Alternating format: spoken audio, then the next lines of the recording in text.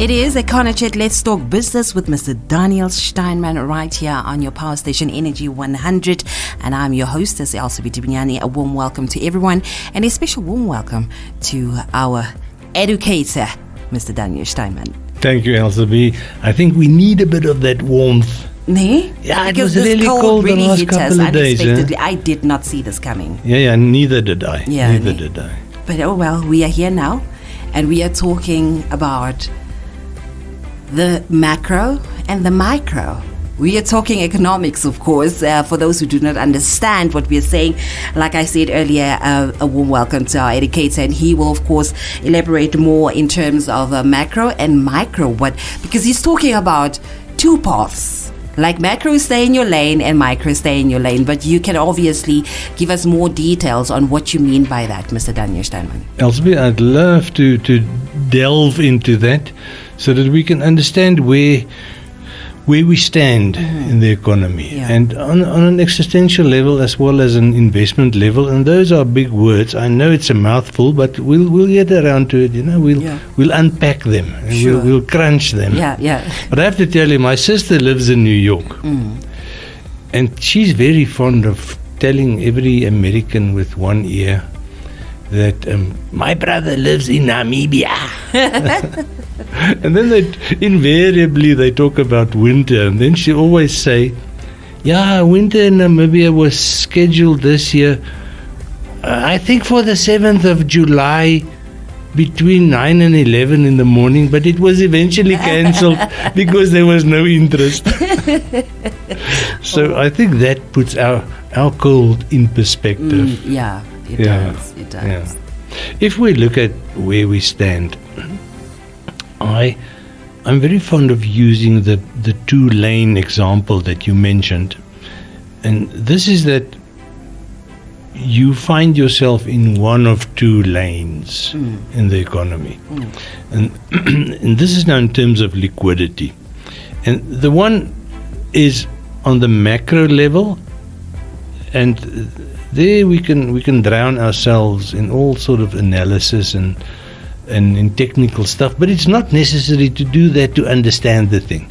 On the macro level, very simplified, I just would say it's the government's finances. On country level, if you put everything together, on GDP level, that's typical macro. There is sufficient liquidity. It's actually going well in that part of the economy, and we see it in the FDI, foreign direct investment statistics. And if you look at the stats from Bank of Namibia, FDI is strongly negative. Now I have to explain this. FDI means money coming into Namibia from a foreign source.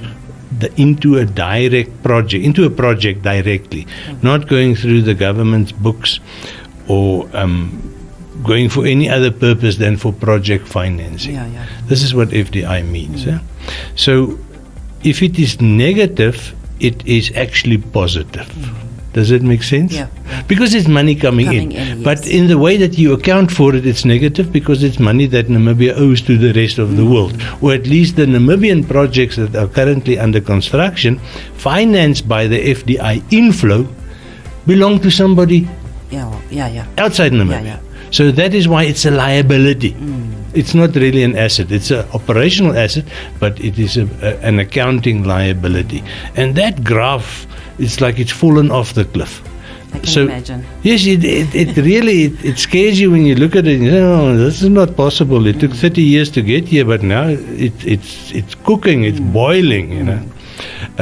So the FDI stats show us that the amount of money that has entered Namibia since the beginning of 2022 is actually staggering. We're talking about billions upon billions upon billions of Namibia dollar. And even in US dollar terms or in euro terms, it is still in the billions. And these all go to either logistics for oil rigs and for exploration activities, for transport purposes, but also for project investment, where they are building things or investigating things like the hydrogen projects.